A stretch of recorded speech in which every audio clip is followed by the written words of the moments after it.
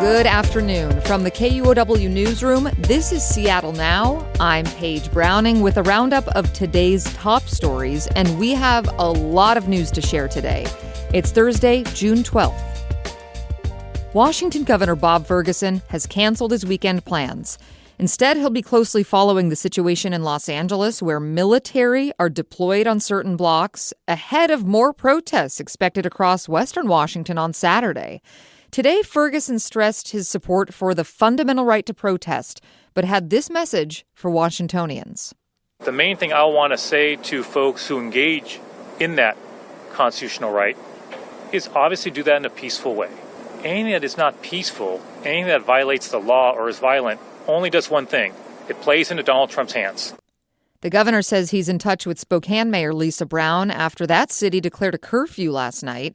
Ferguson called the deployment of the National Guard to L.A. an unlawful escalation by President Trump. And Washington State is taking legal action. Attorney General Nick Brown is leading an effort by 21 states to oppose President Trump's military deployment in California. As Amy Radel reports, a federal judge in California heard arguments on the question today. Nick Brown and the other states submitted a friend of the court brief Wednesday night. It supports California Governor Gavin Newsom in his legal challenge to Trump's actions in response to recent protests. Newsom asked a federal judge to block Trump's deployment of that state's National Guard and U.S. Marines for crowd control and protection of federal facilities. Brown and other Washington state officials have condemned Trump's actions as illegal. In court filings, Trump's attorneys say he has the right to call forth the National Guard and Marines to, quote, quell lawless violence directed against enforcement of federal law. Amy Radel, KUOW News. Meanwhile, in Los Angeles today, a United States senator was forcibly removed from a news conference about immigration. Democratic California Senator Alex Padilla was at a press event by Homeland Security Secretary Kristi Noem. With cameras rolling, Secret Service agents grabbed Senator Padilla and shoved him from the room when he approached Noem to ask a question. Back in D.C., Senator Patty Murray condemned this action in a floor speech.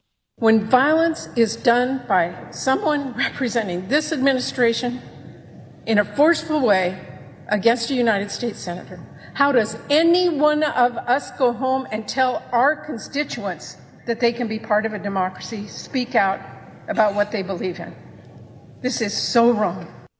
On social media, Seattle Congresswoman Pramila Jayapal called for Kristi Noem to, quote, resign now. The Department of Homeland Security says agents thought the senator was an attacker and defended their actions. The agency says Noem has since held a short meeting with Padilla.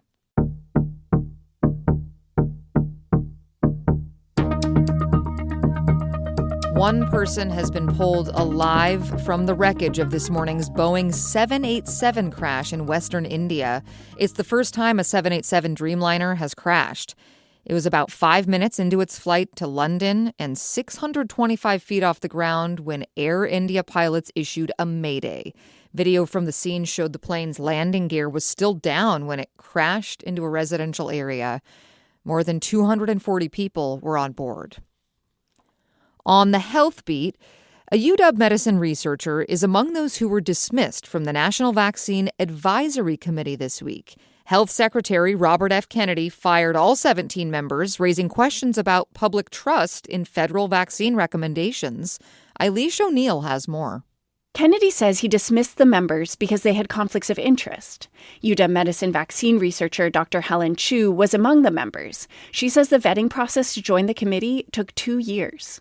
Chu says the new members have been appointed on a much shorter timeline. This puts us in a very dangerous place. If we can't trust the national recommendations, we do have to start turning to other sources. Chu is advising healthcare providers to go to the professional organizations of pediatricians, OBGYNs, and family physicians for vaccine advice. These groups are still working to review the evidence and to put out science-based recommendations. Chu says ultimately states or groups of states might form their own vaccine advisory committees, and which vaccines people get could start to depend on where in the U.S. they live. Eilish O'Neill, KUOW News. Hey, ferry riders. Governor Bob Ferguson announced today the Seattle Bremerton run will get back to a 2-boat schedule. The MV Wenatchee, which has been undergoing a hybrid electric conversion, will be back in service next month. At that point, we will have 21 vessels in total, which will allow us to have 18 boats in the water at any one time. So that allows us to restore full domestic service for the first time since 2019. Ferguson also officially announced a 3rd boat for the Triangle route between West Seattle, Vashon Island, and Southworth, and a 2nd boat for the Port Townsend-Coupeville route. Ferguson says he's reviewing bids to build new ferries and expects to make a decision soon. From our Environment Beat, Washington Attorney General Nick Brown and 11 other state attorneys have filed suit to keep their state's electric vehicle programs from being shut down by the Trump administration. Washington, Oregon, and other states are phasing out gasoline-powered vehicles by adopting California pollution laws. Under the Clean Air Act, California can adopt stricter pollution rules than the nation as a whole. Trump today signed congressional resolutions overturning California's policy. Those would torpedo a dozen other states' electric vehicle policies as well. The electric vehicle mandates are central to those states' efforts to fight climate change and air pollution.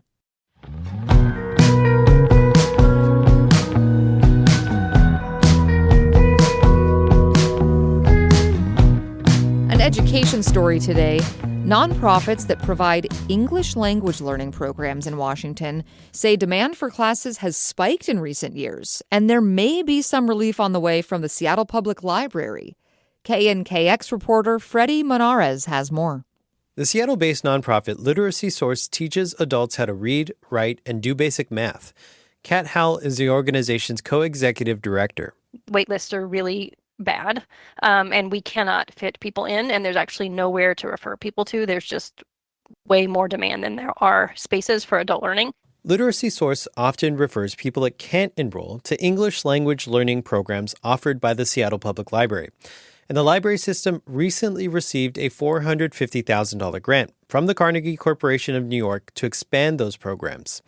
Howe says she expects those offerings will fill up quickly. So is this solving the problem? Definitely no, but it's building capacity and I think will really help.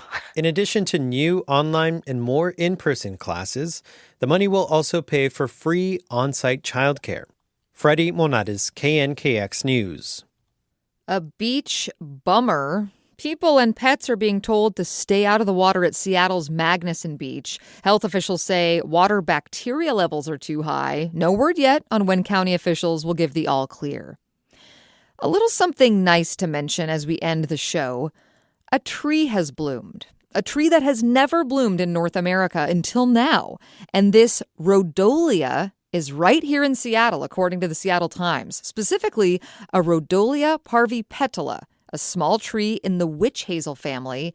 It's native to China and Southeast Asia, but a few have been planted in North America, and this Rhodolia is now blooming in dark red and pink at Lenora Street between 6th and 7th Avenues. Next time you're downtown, enjoy this rare bloom. Next time on Seattle Now, it's Casual Friday. We'll talk about new census data that says Seattle is the most male-dominated major metro area in the U.S. I don't know why I have so many girlfriends, cis girlfriends, still saying they can't find a good man. The odds are in their favor.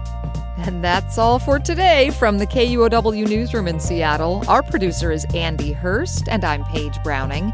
Seattle Now and KUOW are members of the NPR network. See you soon.